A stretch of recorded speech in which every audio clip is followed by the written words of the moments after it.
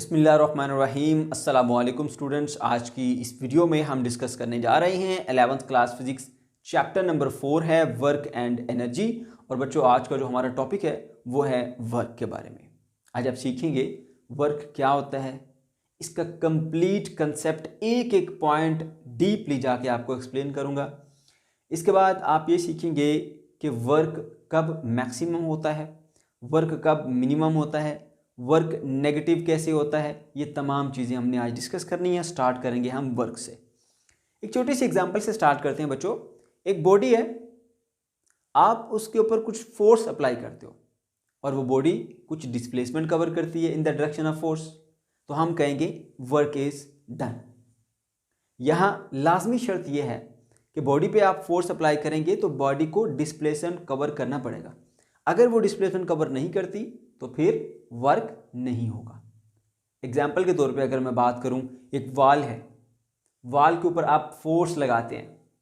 اب آپ نے فورس لگائی ہے لیکن آپ کی فورس کے نتیجے میں یہ وال موو نہیں کی، اس نے کچھ بھی ڈسپلیسمنٹ کور نہیں کیا، ڈی از اکول ٹو 0، تو یہاں پر ورک آپ کا 0 ہوگا۔ تو ورک تب ہوگا جب فورس لگانے سے باڈی ڈسپلیس ہو۔ ٹھیک ہے، چلیے اسٹارٹ کرتے ہیں اس کی ڈیفینیشن سے۔ بہت ہی سمپل سی آسان سی ڈیفینیشن ہے۔ When a force acts on a body and displaces it in the direction of force, then the work is done۔ یہاں پہ کہا جا رہا ہے کہ جب کسی باڈی پہ فورس اپلائی ہوتی ہے اور وہ اس کو ڈسپلیس کرتی ہے فورس کی ڈائریکشن میں، تو ورک جو ہے وہ ڈن ہو جاتا ہے۔ یہاں پر ایک بات آپ نے یاد رکھنی ہے، یہ کہا جا رہا ہے یہاں پر when the force acts on the body it displaces it in the direction of force، یعنی فورس اور ڈسپلیسمنٹ دونوں سیم ڈائریکشن میں ہیں۔ ٹھیک ہے، جس ڈائریکشن میں فورس اسی ڈائریکشن میں ڈسپلیسمنٹ، دونوں سیم ڈائریکشن میں ہونی چاہیے۔ رائٹ، اس کا جو فارمولا ہم یوز کرتے ہیں ورک کے لیے، work is equal to F dot D, جس میں ایف فورس ہے، فورس ایک ویکٹر ہے، اور ڈاٹ ڈی ڈسپلیسمنٹ ہے۔ یہ کیسے آیا فارمولا، یہاں پر ہم ڈیٹیل کے ساتھ اس کو ڈسکس کریں گے۔ یہاں ایک بات کا خیال رہے کہ جس فورس کی ہم بات کر رہے ہیں، جس کو ڈسپلیسمنٹ کے ساتھ ملٹیپلائی کرا رہے ہیں، وہ فورس آپ کے پاس کانسٹنٹ فورس ہے۔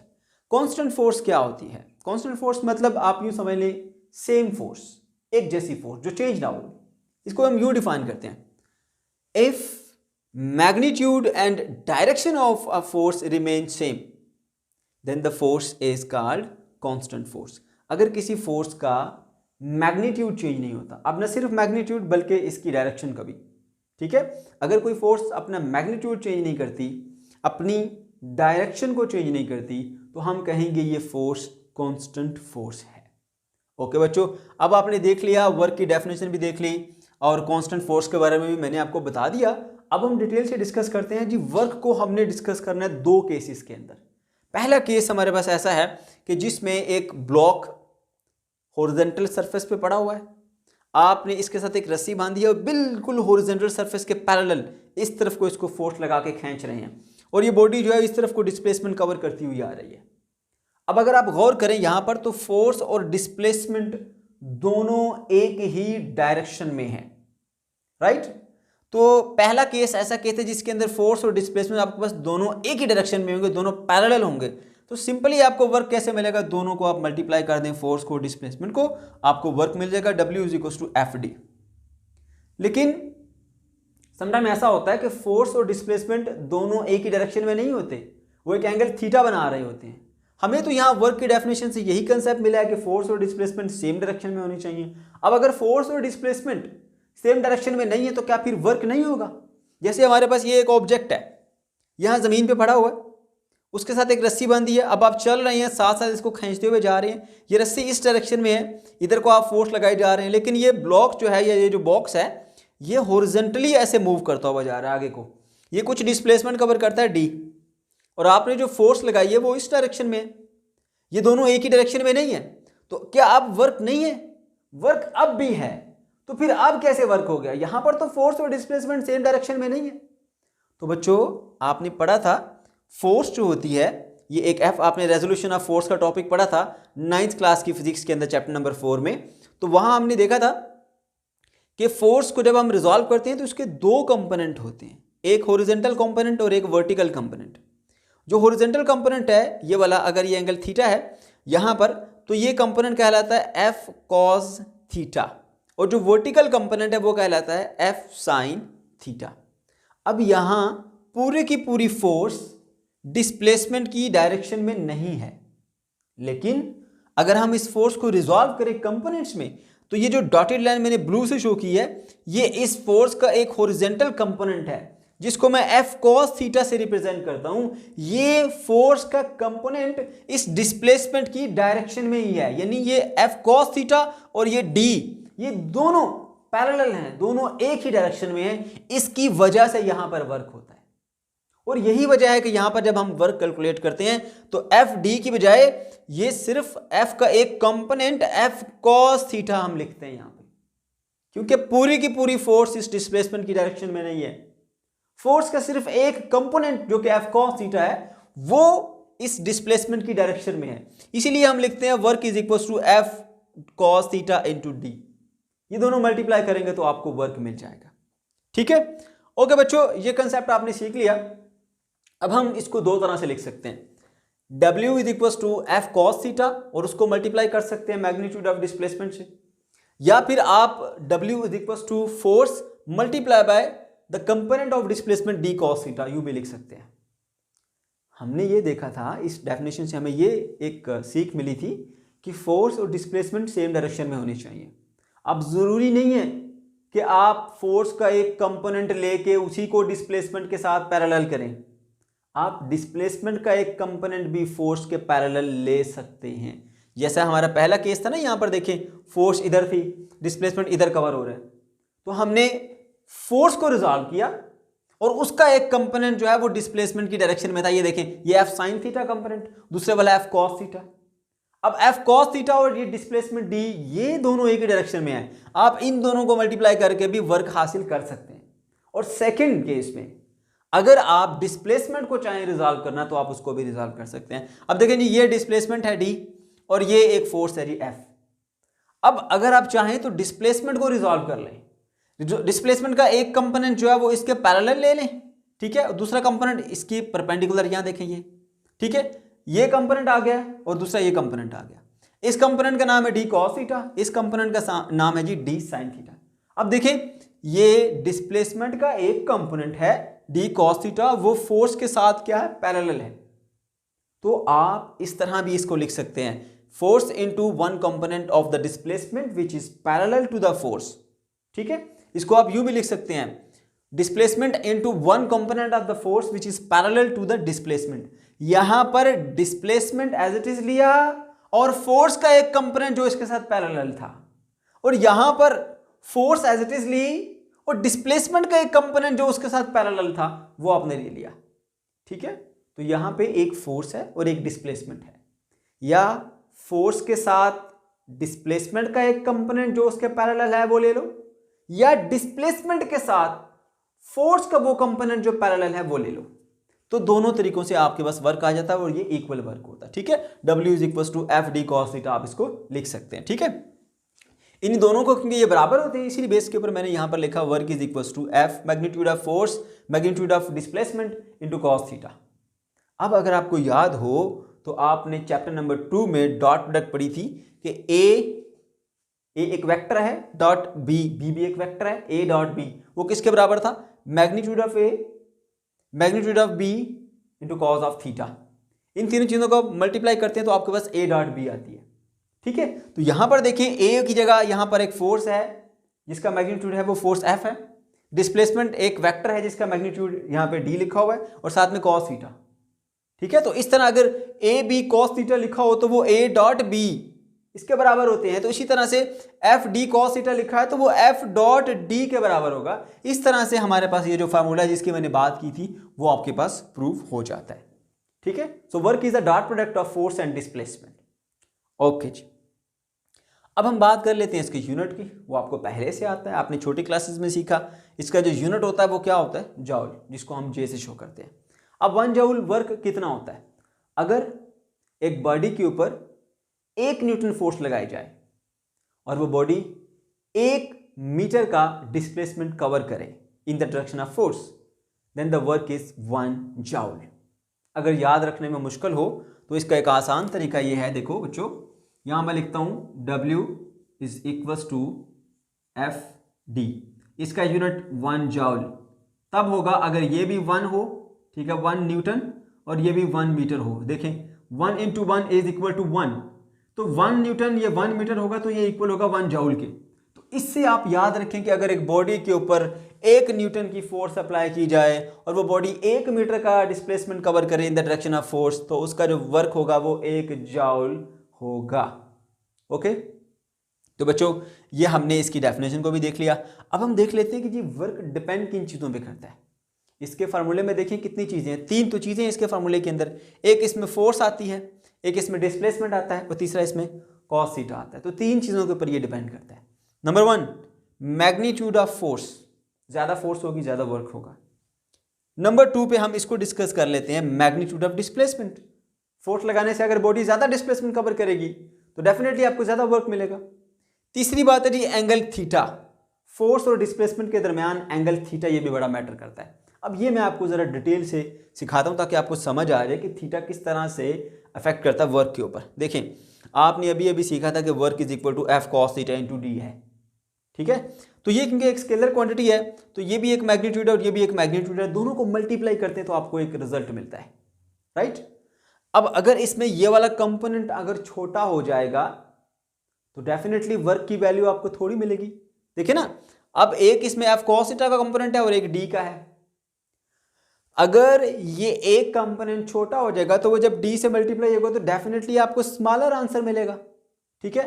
अगर ये एफ कॉस थीटा का जो फैक्टर है, ये जो इसका जो वैल्यू है वो बढ़ेगा तो डेफिनेटली आपको जो वर्क मिलेगा वो डी से मल्टीप्लाई होने के बाद ज्यादा वर्क मिलेगा, राइट।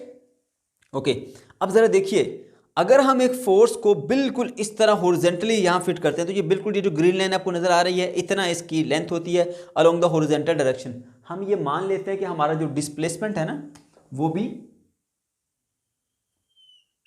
हॉरिजॉन्टल डायरेक्शन में डी ऐसे। अब हम इसके ऊपर जो फोर्स लगा रहे हैं ना, फोर्स हम पहले यूं रखते हैं बिल्कुल ऐसे, ठीक है। तो आपको मैक्सिमम डिस्प्लेसमेंट, मैक्सिमम वर्क मिलेगा क्योंकि फोर्स और डिस्प्लेसमेंट दोनों सेम डायरेक्शन में है, ठीक है। अब हम जैसे जैसे रफ्ता रफ्ता ऐसे एंगल चेंज करते जाएंगे ना तो मैं आपको दिखाऊंगा कि जैसे जैसे आप एंगल चेंज करते जा रहे हैं ये एफ कॉस थीटा की वैल्यू कम होती जाएगी।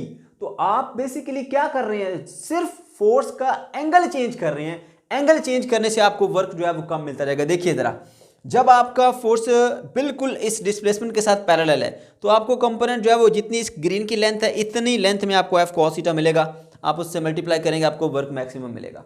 जैसे ही आपने इसको टर्न किया, यहां से इस पोजीशन से यहां पर आए, तो आप देखें यहां से परपेंडिकुलर ड्रा करें। अब ये जो सबसे पहली ब्लू लाइन ऊपर सबसे बड़ी नजर आ रही है, ये इसका जो है वो एफ कॉस थीटा वाला कंपोनेंट है इस फोर्स का, जब वो यहां पर है। ये यहां से लेकर ये यहां तक, ये पहली लाइन जो सबसे ऊपर लिखी हुई है, सबसे बड़ी लाइन, ये आपके एफ कॉस थीटा को रिप्रेजेंट कर रही है। आपको थोड़ी सी इससे कम वैल्यू मिलेगी। जैसे ही आप एंगल को और बढ़ा के यहां ले आते हो, आपने एंगल चेंज किया, अब आपका ये इस लोकेशन के ऊपर है, इस लोकेशन के ऊपर, ठीक है। अब यहां से परपेंडिकुलर ड्रा करें तो देखिए आपका कंपोनेंट पहले से छोटा हो गया, एफ कॉस थीटा पहले से छोटा। ये दूसरी नंबर वाली लाइन देखें, आपका एफ कॉस थीटा छोटा हो गया तो डेफिनेटली जब एफ कॉस थीटा की वैल्यू कम होगी तो वर्क आपको कम मिलेगा।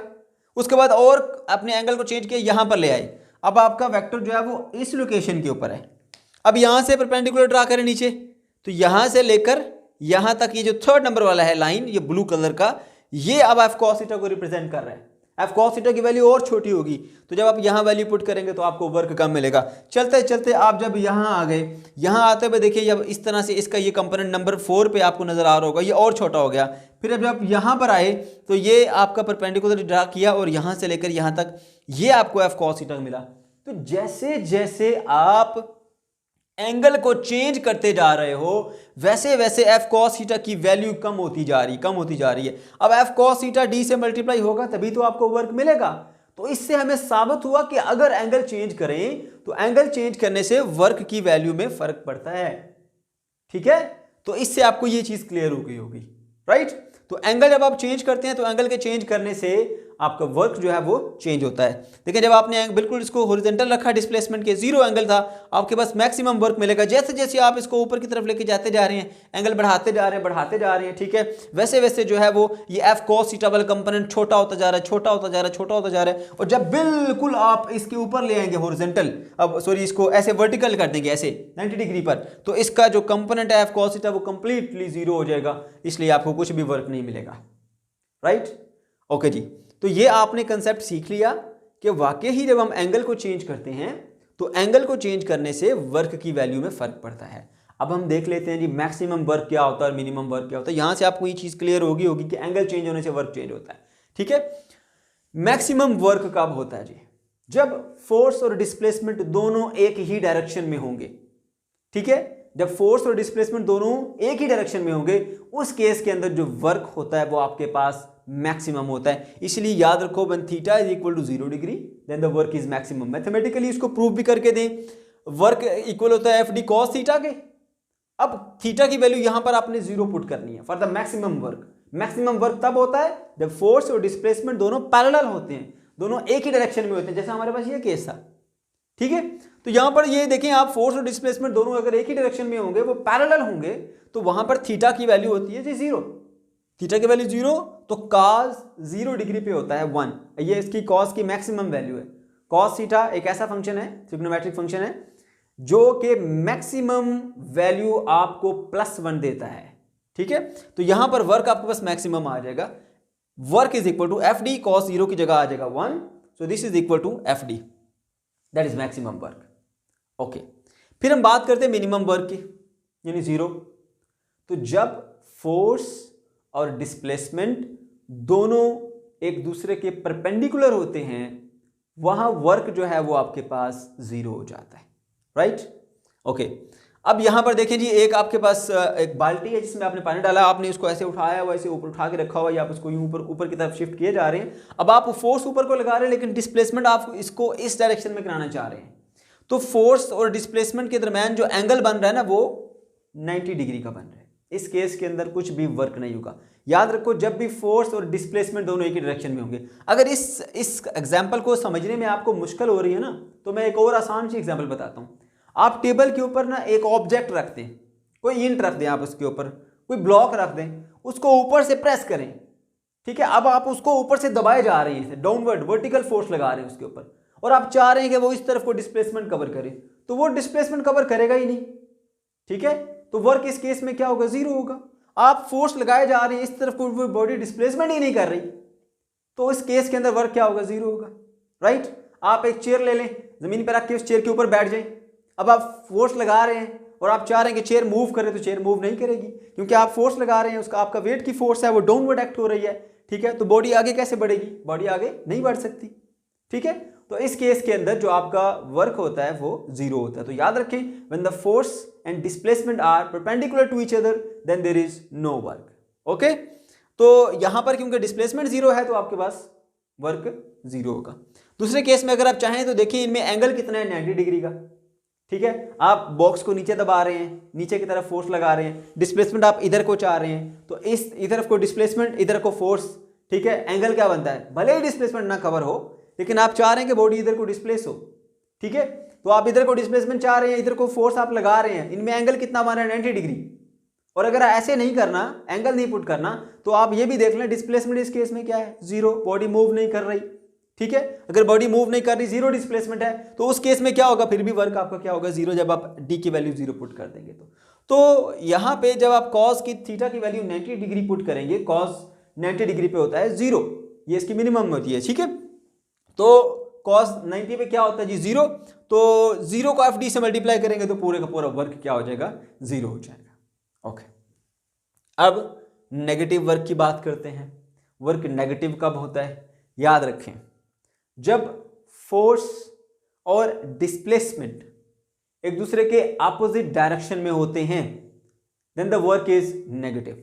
वर्क क्या होता है आपके पास? उस केस में नेगेटिव होता है। मैं आपको छोटी सी एग्जांपल से समझाता हूं, आपको कैसे पता चला कि वर्क और फोर्स एक दूसरे के अपोजिट कैसे हो सकते हैं। ये एक कार्ट है, इसकी यहां पर ये 2 टायर लगे हुए हैं, इसके ऊपर यहां पर एक बॉक्स पड़ा था यहां पर।